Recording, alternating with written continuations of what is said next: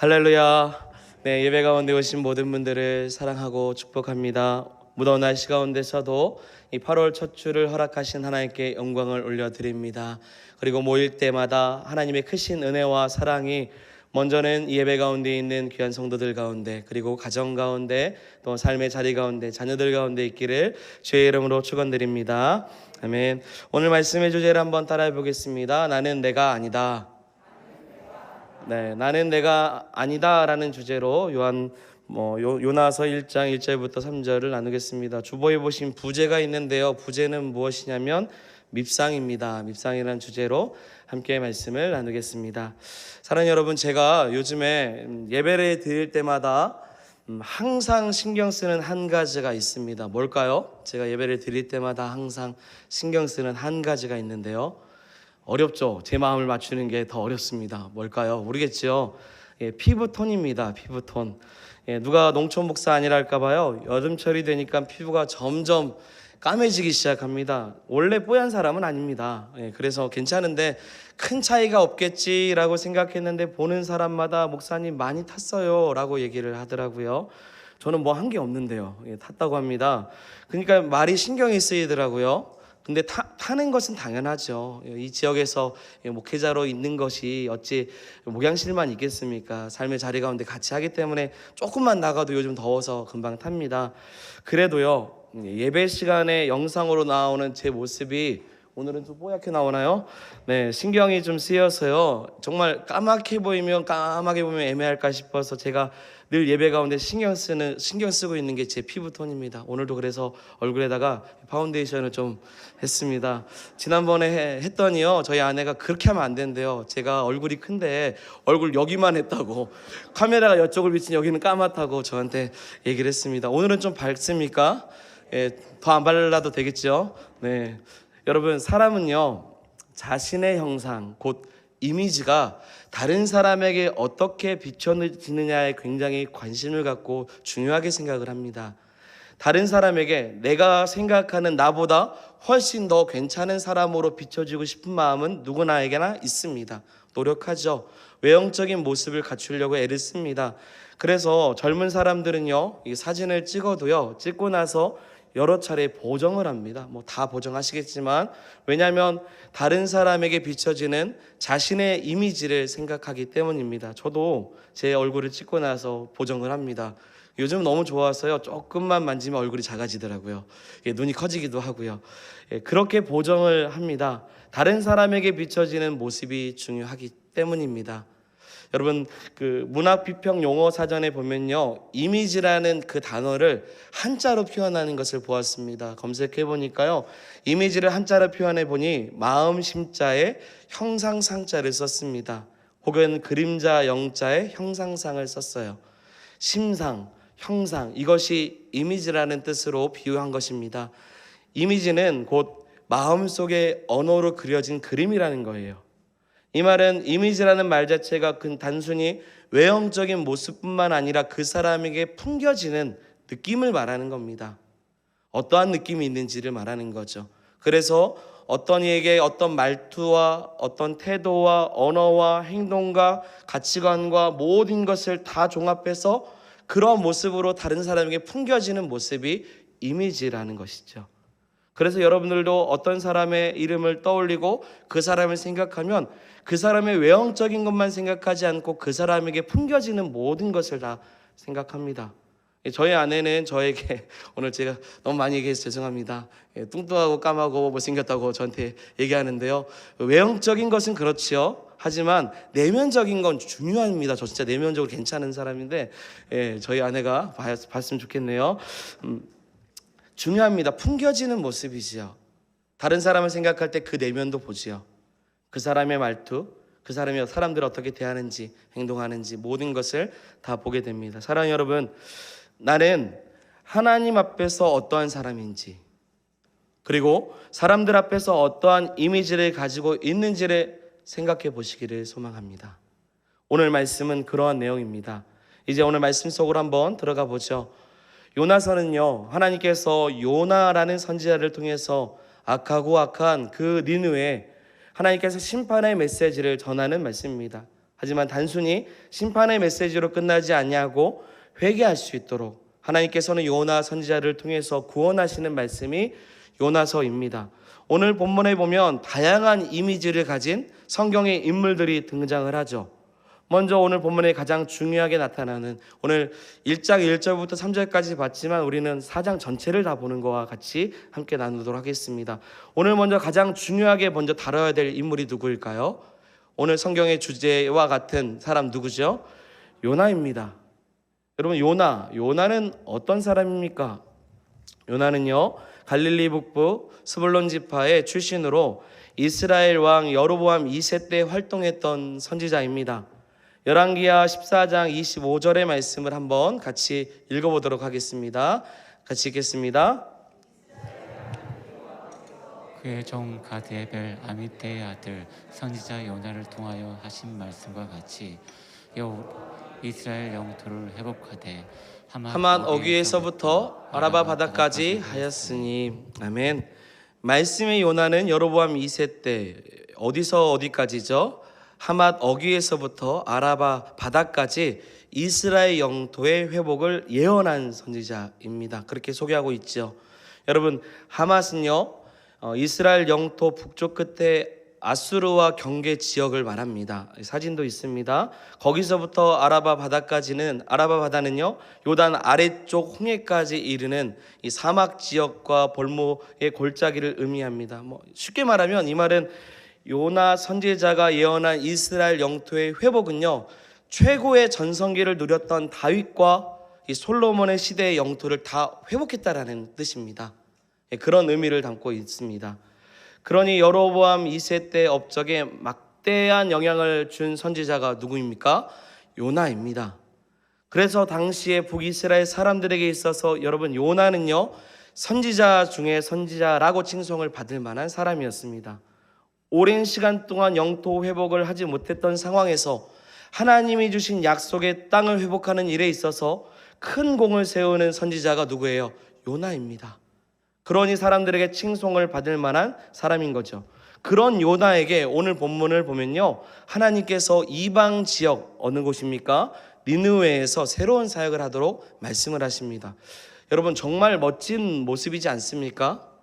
하나님께서 이스라엘만을 위한 선지자로 사용하지 않고요, 굉장히 글로벌하게 이 선지자 요나를 통해서 열방의 선지자 역할을 감당하도록 니느웨 가라고 말씀을 하시죠. 그러니 요나 선지자는 굉장히 멋진 이미지로 지금까지 존재하게 되는 것입니다. 그렇다면요, 요나에게 맡겨진 니느웨는 어떤 곳일까요? 니느웨에 대한 이미지도 우리는 좀 알아야 될 것 같습니다. 니느웨는요, 사마리아에서 북동쪽으로 약 750km 떨어진 곳입니다. 니느웨는요, 티그리스 강에서 세워진 고대 아수르 제국의 수도입니다, 여러분. 그래서요, 니느웨는 당대 최강국 수도로서 크기도 어마어마했고요, 영향력도 어마어마했습니다. 하루길로 걸어서 걸을 수 있는 곳이 아닙니다. 그런데 그 니느웨를 오늘 요나서 1장 2절의 말씀에 보면 이렇게 정의를 합니다. 뭐라고 하냐면 악독이 가득한 곳이라고 정의를 해요. 우리 말씀 한번 읽어볼까요? 읽겠습니다. 너는 일어나 저 큰 성읍 니느웨로 가서 그것을 향하여 외치라. 그 악독이 내 앞에 상달되었음이니라 하시니라. 아멘. 어떤 곳이라고요? 악독이 가득한 곳이라고 말합니다. 그리고 나훔서에서도요, 시대는 100년 차이가 있지만 니느웨를 다스렸던 정말 사내림의 죄를 1장 11절, 나훔서 1장 11절에 이렇게 묘사를 합니다. 제가 읽겠습니다. 여호와께 악을 꾀하는 한 사람이 너희 중에서 나와서 사악한 것을 권하는도다. 아멘.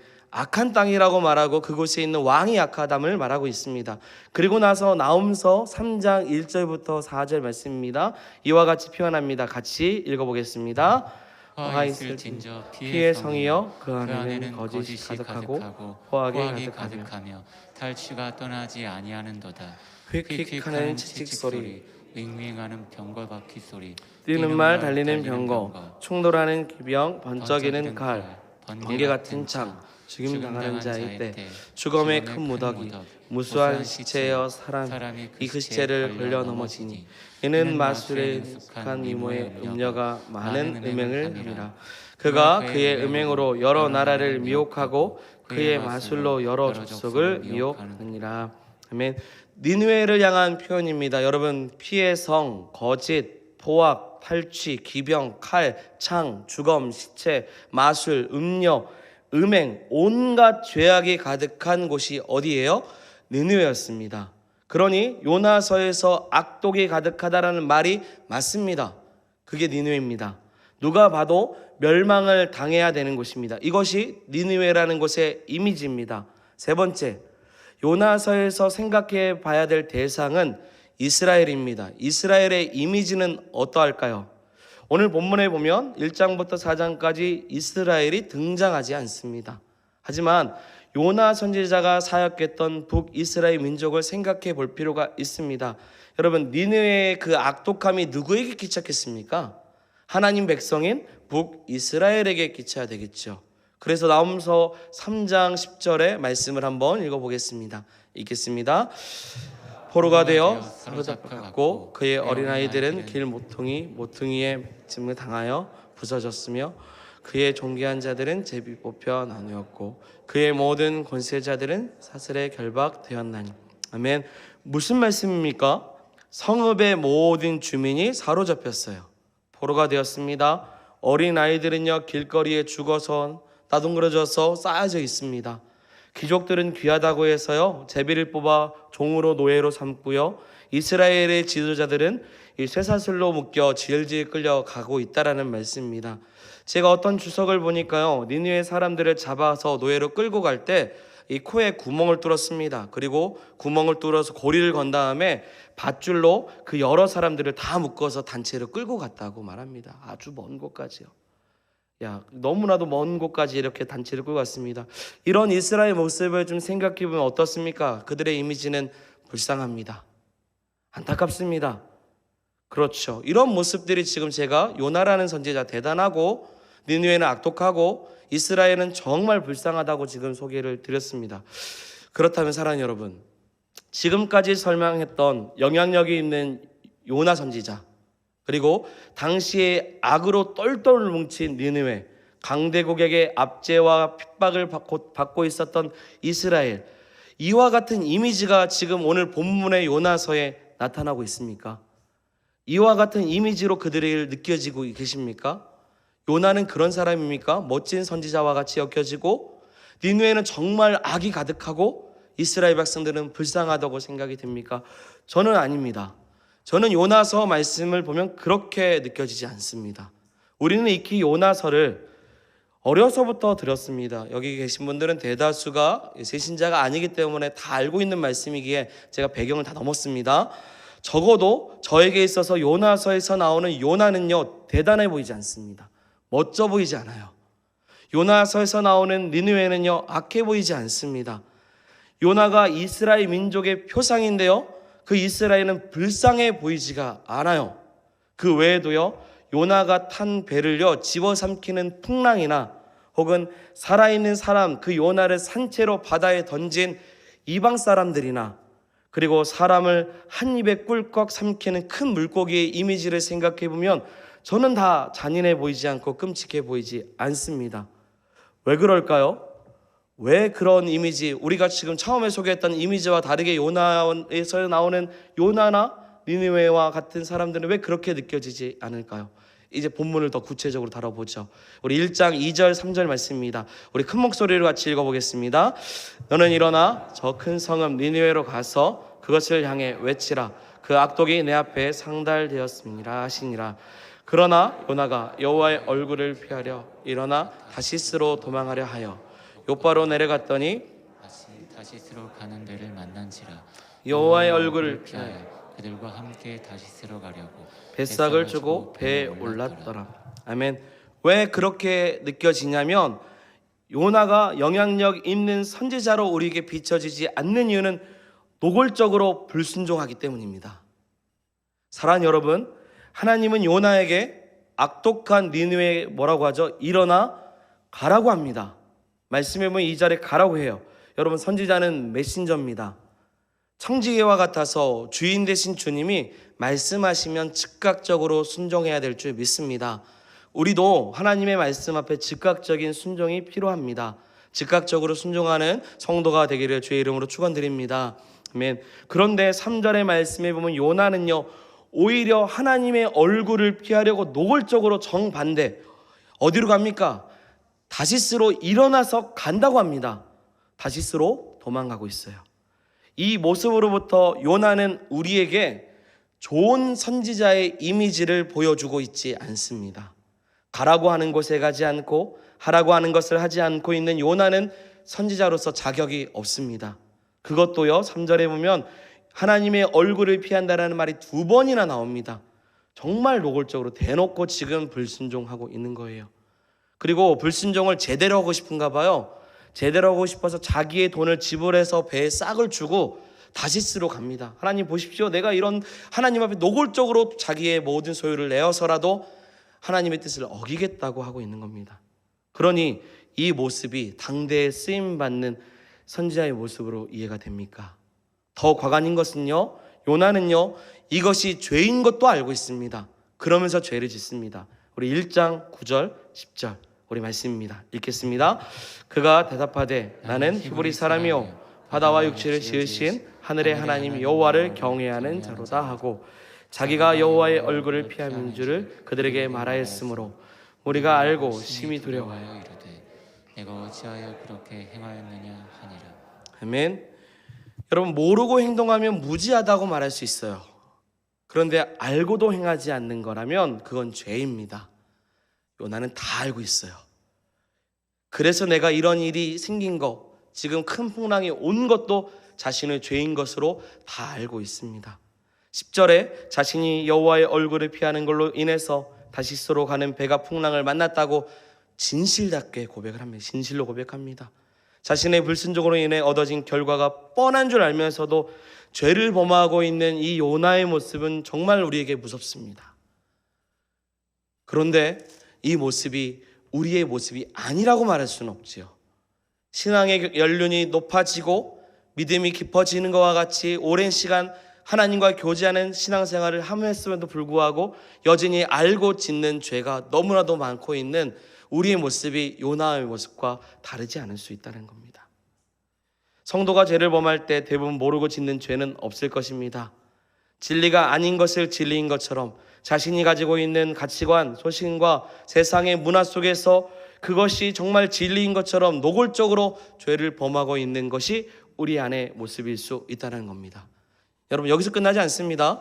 죄를 범한 요나를요, 이제 바다에 던졌어요. 그리고 그 후에 요나를 삼킨 물고기로 인해서 결국 하나님의 명령이 선포한 어디로 갑니까? 니느웨로 이제 갑니다. 어떻게든 가죠. 그런데 요나는 거기서도 반성하지 않습니다. 그곳에서도 불순종합니다. 3장 2절부터 4절까지입니다. 읽어보겠습니다. 일어나 저 큰 성읍 니느웨로 가서 내가 내게 명한 바를 그들에게 선포하라 하신지라. 요나가 여호와의 말씀대로 일어나서 니느웨로 가니라. 니느웨는 사흘 동안 걸을 만큼 하나님 앞에서 큰 성읍이었더라. 요나가 그 성읍에 들어가서 하루 동안 다니며 외쳐 이르되 40일이 지나면 니느웨가 무너지리라 하였더니. 아멘. 니느웨는 사흘 동안 걸을 만큼 큰 성읍입니다. 그런데 어떠합니까? 요나는요, 그 큰 성읍에 하나님의 말씀을 며칠입니까? 단 하루만 다니면서 외칩니다. 왜 그렇습니까? 니느웨가 망하기를 바라기 때문입니다. 여러분, 요나서를 읽는 독자인 우리가 요나라는 선지자를 대단하다고 생각하지 않는 이유는 이렇게 불순종하고 있기 때문이에요. 니느웨를 좀 볼까요? 이제 악독이 가득하다고 했어요. 정말 하늘 무서운지 모르고 정말 멸망받을 땅이라고 했습니다. 여러분, 맞습니까? 맞습니다. 그건 변함없습니다. 멸망받을 만한 땅입니다. 왜요? 성경이 악독하다고 결론을 냈기 때문입니다. 우리의 생각과 상관없이 악독한 곳이 맞습니다. 그러나 나홈서에서 읽은 것과 같지는 않아요. 온갖 죄악이 있었던 땅임에도 불구하고 요나서를 볼 때 우리는 너무나도 잔인해 보이지 않습니다. 왜죠? 요나서 3장 8절부터 10절입니다. 우리 8절부터 10절 읽겠습니다. 사람이든지 짐승이든지 다 굵은 베옷을 입을 것이요 힘써 하나님께 부르짖을 것이며 각기 약한 길로 손으로 행한 강포에서 떠날 것이라. 하나님의 뜻을 돌이키시고 그 진노를 그치사 우리가 멸망하지 않게 하시리라. 그렇지 않은 줄을 누가 알겠느냐 하니라. 하나님이 그들이 행한 것 곧 그 악한 길에서 돌이켜 떠난 것을 보시고 하나님의 뜻을 돌이키사 그들에게 내리라고 말씀하신 재앙을 내리지 아니하시니라. 아멘. 왜 잔인해 보이지 않습니까? 뭐 때문입니까? 순종이죠. 더 정확하게 말하면 회개입니다. 단 하루만, 그 하루만 말씀을 전했음에도 불구하고 열심으로 전한 것도 아닌데 요나의 선포를 듣고 하나님 말씀 앞에서 니느웨 모든 사람들이 뭘 합니까? 금식을 합니다. 굵은 베옷을 입고요, 악한 길에서 떠나려고 애를 씁니다. 하나님의 뜻을 돌이키기 위해서, 진노가 그들을 멸망시키지 않기 위해서, 그리고 재앙 가운데 거하지 않기 위해서 그들은 뭐 합니까? 간구합니다. 금식합니다. 회개합니다. 누구까지요? 짐승까지도요. 3장 7절에 보면 짐승, 소떼, 양떼, 그들에게 아무것도 입에 대지 말도록 물도 주지 않습니다. 참된 회개 행동이 지금 요나서에 나오는 니느웨 사람들의 모습입니다. 곧 회개와 회복을 구하는 니느웨의 참 모습이 하나님의 마음을 감동시킵니다. 할렐루야. 하나님께서 그들을 향한 진노를 거둬주시고 용서하시는 거예요. 니느웨의 모습은 그 당시에 악독한 모습인데 그 모습이 사실은 오늘날 우리의 모습일 수도 있습니다. 우리의 죄악된 모습이고 여전히 죄 가운데 거하고 있는 우리의 삶의 모습일 수도 있는 것이죠. 하지만 이 니느웨와 같이 참된 회개와 회복을 구하는 믿음의 성도가 되기를 원합니다. 그러면 하나님 마음에 감동이 있고요, 우리를 용서하시는 은혜가 있다라는 거예요. 그래서 요나서에 보면 니느웨는요 악독해 보이지 않아요. 그의 반면에 이스라엘, 마지막입니다. 이스라엘의 모습은 어떠할까요? 이스라엘을 대표하는 요나의 모습이 곧 이스라엘 모습입니다. 북이스라엘 모습을 마지막으로 함께 보죠. 요나서 4장 1절 2절 말씀입니다. 읽겠습니다. 요나가 매우 싫어 성령 여호와께 기도하여 이르되 여호와여 내가 고국에 있을 때 이러하겠다고 말씀하지 아니하였나이까. 그러므로 내가 빨리 다시스로 도망하였사오니 주께서는 은혜로우시며 자비로우시며 노하기를 더디하시며 이내가 크시사 뜻을 돌이켜 재앙을 내리지 아니하시는 하나님이신 줄을 내가 알았음이니이다. 아멘. 당시 요나는 이스라엘을 대표하는 선지자, 이스라엘 민족의 표상입니다. 1절에 보니 어떻습니까? 요나가 매우 싫어했습니다. 다른 번역을 보니까요, 몹시 못마땅해 여겼어요. 뭐가 그렇게 못마땅한지 정말 못마땅해 여겼습니다. 당연히 무엇이 못마땅하겠습니까? 니느웨가 회개하는 것을 못마땅하게 여기는 겁니다. 멸망받지 않고 있는 이 모습이 너무 싫은 거예요. 하나님이 그들을 용서하시고 그들이 회개하는 모습으로 진노하지 않는 하나님의 모습이 너무 싫어요. 그래서 하는 말이 무엇입니까?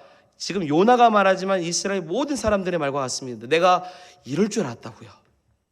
하나님은 은혜롭고 자비롭고 노하기를 더디하는 줄 알았기에 뜻을 돌이켜서 재앙을 내리지 않은 줄 알았습니다. 내가 그래서 복음 안전하다고 하지 않았습니까? 오히려 하나님을 나무라고요 지금 혼내고 있는 것입니다. 이 요나의 마음이요 이스라엘 민족의 마음입니다. 왜냐하면 이스라엘은요 아수르에 대한 적대감이 너무나도 컸습니다. 적대감이 너무나도 컸고 원수같이 여겼기 때문에 하나님 뜻보다 하나님 말씀보다 자신이 갖고 있는 민족성이 더 큰 겁니다. 자신이 갖고 있는 원수를 사랑하지 못하는 마음이 더 큰 거예요. 고난이 너무 크니까요 하나님의 뜻이 보이지 않습니다. 자기 중심적이에요. 배타주의적인 마음을 가지고 그들을 사랑할 수 있는 넉넉한 하나님 아버지의 마음을 이해하지 못해요. 그래서 니느웨를 구원하고자 하는 하나님의 마음의 깊은 뜻을 헤아리지 못하죠. 오히려 적극적으로 하나님 명령을 거절합니다. 하나님이 행하시는 일을 못마땅해 여기는 것이죠. 여러분 상상해 보십시오. 요나의 행동이요 이스라엘 사람들에게는 박수 받을 일입니다. 아우 잘했다, 우리 선지자 역시 대단하다. 어떻게 그곳에서 복음을 전해? 심판받아야지, 칭찬받을 만할 것입니다. 하지만 하나님의 마음이 없기 때문에 하나님 앞에서는 칭찬받을 일이 아닌 것입니다. 여러분 질문합니다. 누가 밉상입니까? 요나입니까? 니느웨 사람들입니까? 이스라엘 사람들입니까? 니느웨 땅입니까? 어디가 더 밉상입니까? 당연히 요나일 것입니다. 성경을 읽는 우리에게 요나는 멋진 선지자가 아닙니다. 불순종한 선지자. 그러니 요나가 밉상이 맞습니다. 그렇다고 니느웨가 잘했다? 잘하지 않았습니다. 하지만 니느웨보다 이스라엘이 더 고약스럽습니다. 왜? 자신들의 잘못은 언급하지도 않아요. 자신들이 왜 이렇게 포로로 노예로 끌려갔는지 말하지도 않고 자신들을 힘들게 한 니느웨만 멸망받기를 원하고 있기 때문에 이스라엘도 정말로 악독합니다. 밉상이죠. 그렇다면요, 여러분, 말씀의 이제 결론으로 갑니다. 요나는 당시에 자신이 갖고 있는 이 선지자로서의 그 프라이드, 굉장히 멋진 모습을 왜 사람들에게 존경받을 수 있는 자리임에도 불구하고 왜 밉상과 같이 하나님의 말씀을 어겼을까요? 불순종하는 이유가 무엇입니까? 요나 인생 가운데 무엇이 부재해서 이와 같은 결과를 얻게 되는 것입니까? 저는 오늘 이 한 단어가 오늘 설교의 핵심이기 때문에 여러분 잊지 않으셨으면 좋겠습니다. 요나의 삶에 뭐가 부재해서 이와 같은 결과가 있는 것일까요? 바로 자기 부인입니다. 자기 부인. 요나서의 요나는요, 하나님의 뜻과 하나님의 말씀 앞에 철저하게 불순종하고 자기 중심적으로 판단하는 이유는요, 이 안에 자기 부인이 없기 때문입니다. 여러분, 자기 부인이 좀 어려운 말 같으나 싶습니다. 자기 자신과 아무런 관계없는 사람처럼 행동하는 게 자기 부인이에요. 쉽게 말하면 오늘 설교 주제죠. 나는 내가 아닙니다. 사랑하는 여러분, 예수 그리스도를 쫓는 자가 취해야 될 마음이 이 마음인 줄 믿습니다. 자기 부인은 예수님께서 신약에서 제자들에게 요구하신 마음이에요. 누가복음 9장 23절 말씀인데요, 읽어보겠습니다. 또 무리에게 이르시되 아무든지 나를 따라오려거든 자기를 부인하고 날마다 제 십자가를 지고 나를 따를 것이니라. 아멘. 나를 따라오려거든 자기를 부인하고 날마다 무엇을 지고 갑니까? 십자가를 지고 갑니다. 이것이 자기 부인의 삶입니다. 이제부터 나는 내가 아니에요 라는 말이에요. 쉽게 말하면 내 성격은 불같고 늘 불평이 있고 게으르고 자기중심적이지만 이제는 내가 그런 사람이 아닙니다. 나는 하나님의 자녀입니다. 하나님의 도구입니다. 하나님의 종입니다. 내 뜻과 내 생각은 상관없이 오로지 나를 내려놓고 십자가의 길을 걸어가는 삶이 자기 부인, 나의 삶이 그러한 삶이 되길 원합니다. 이것이 자기 부인의 삶입니다. 그러나 요나는 여전히 나는 나입니다. 내 뜻이 우선이에요. 내 마음이 우선이고요. 내 삶이 우선입니다. 자신이 선지자임에도 불구하고 선지자라는 것은 뒷전치고 나의 민족성만 생각합니다. 내 마음만 생각해요. 우리를 괴롭혔는데 어떻게 니느웨에게 복음을 전합니까? 싫어요. 뭘 못합니까? 자기 부인을 하지 못해요. 자기를 포기하지 못하니 하나님 아버지의 마음을 알 수가 없는 겁니다. 원수와 같은 이방인들을 용납하지 않아요. 여러분, 요나서 전체를 보면요, 유일하게 불순종하는 사람은 요나 한 사람밖에 없습니다. 비인격체인 풍랑도요, 물고기도요, 박넝쿨도요, 그리고 그것을 갉아먹는 작은 벌레마저도 하나님 뜻에 다 쓰여집니다. 하나님의 도구가 돼요. 여러분, 큰 물고기가 요나를 막 삼켰어요. 그리고 며칠 동안 있습니까? 3일 동안요. 그럼 물고기는 뭐 해야 됩니까? 자기도 밥을 먹어야 되고 숨도 쉬어야 되고 그래야 되는데 삼켰어요. 그럴 수 있습니까? 자신이 가고 싶은 데를 따라서 먹이 따라 가야 되죠. 그럴 수 있습니까? 그럴 수 없습니다. 왜요? 이제 물고기는 이 요나를 삼키는 순간부터 물고기의 삶을 포기하는 거예요. 어떤 도구가 됩니까? 요나를 운반하는 하나님의 도구가 되는 거예요. 이제 나는 물고기가 아닙니다. 나는 하나님의 도구가 되어서 요나를 어느 곳에요? 니느웨에다 쏟아 부어야 되는 그런 존재로 순종하며 나아갑니다. 비인격체 존재마저도 다 하나님의 섭리 가운데 쓰임받는데, 그리고 악독하다고 말하는 니느웨도 하나님 앞에 겸손하게 회개하며 나아가고 있는데, 유일하게 요나, 그 요나는 하나님의 말씀에 불순종합니다. 무엇이 부족합니까? 자기 부인입니다. 사랑하는 여러분, 이 자기 부인이 있는 믿음의 성도가 되기를 소망합니다. 나를 내려놓고요, 나의 삶의 주인 되신 주님의 뜻대로 살아가는 저와 여러분들이 되기를 소망합니다. 잘 보면요, 지금 요나를 하나님께서 책망하지 않아요. 요나를 끝까지 붙잡습니다. 하나님의 뜻을 돌이켜서 회개했던 니느웨, 그 니느웨를 포기하지 않았던 하나님 아버지의 마음을 갖고 요나를 끝까지 포기하지 않습니다. 설득해요. 박넝쿨을 주면서, 벌레를 주면서 이와 같은 모습을 통해 하나님의 마음을 알기를 요청하고 있습니다. 오늘 말씀의 내용은 우리가 왜 이렇게 요나같이 느느웨같이 이게 아니라, 결국은 하나님의 마음은 우리가 자신을 내려놓고 하나님의 마음을 갖기를 원하신다라는 사실이에요. 사랑하는 여러분, 우리의 삶의 주인은 하나님이십니다. 하나님 아버지의 마음을 갖는 성도가 되기를 소망합니다. 자기 자신을 드러내는 삶이 아니라 나는 내가 아니고 하나님의 자녀임을 생각하는 저와 여러분들이 되기를 소망합니다. 그러려면요, 나는 내가 아니기 때문에 말 한마디 한마디 하는 것도요 조심스럽습니다. 행동 하나하나 하는 것도 조심스러워요. 왜요? 나는 내게 아니기 때문입니다. 누구 겁니까? 하나님의 것이에요. 하나님의 뜻 앞에 순종할 수밖에 없어요. 왜? 나는 내 삶이 아니기 때문입니다. 사랑하는 여러분, 자신을 부인하고 하나님의 귀한 자녀가 되기를 소망합니다. 노골적으로 말씀을 들어도, 하나님의 뜻을 알고도 그것을 무지하는 것처럼 모른 척하고 죄 가운데 살아가는 인생이 되지 않고, 하나님의 말씀이 성경을 통해서, 강단을 통해서 또 귀하게 증거됐을 때 그 말씀을 가슴 깊이 새겨서 나의 삶의 주인 되신 주님의 뜻 앞에 단 한 구절일지라도 그 한 구절을 오늘 하루 지키고자 부단히 노력하는 믿음의 성도가 되기를 소망합니다. 마지막입니다. 여러분, 신앙의 이미지 보정을 꼭 하십시오. 보정은 간단합니다. 자기 부인입니다. 오직 하나님의 형상을 닮아가기 위해 보정하십시오. 사람들에게 보여지는 삶이 아니라 하나님 보시는 아름다운 신앙의 보정을 통해서 아름답게 예수 그리스도의 형상만 나타내는 저와 여러분들이 되기를 주의 이름으로 축원드립니다. 아멘. 우리 말씀을 생각하면서 같이 함께 찬양하겠습니다. 우리 이 찬양 고백하며 말씀을 기억합니다.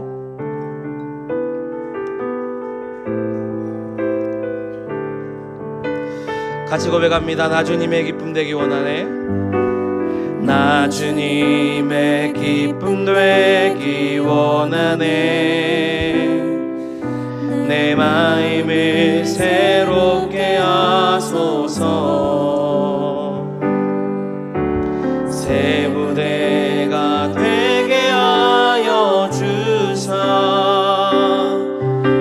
주님의 뜻 비추게 하소서. 한 번 더. 나 주님의 기쁨 되기 원하네. 나 주님의 기쁨 되기 원하네. 내 마음을 새롭게 하소서. 새 부대가 되게 하여 주사. 주님에게 비추게 하소서. 내가 원하는 한 가지, 내가 원하는 한 가지, 주님의 기쁨이 되는 것. 내가 원하는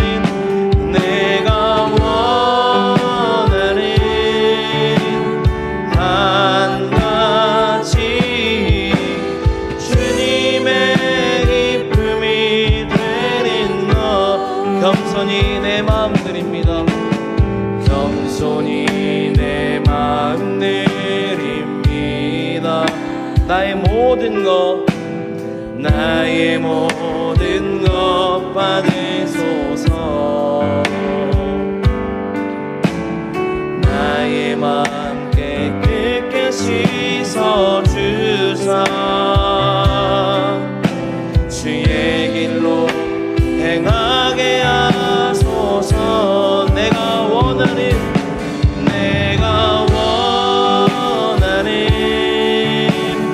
한 가지,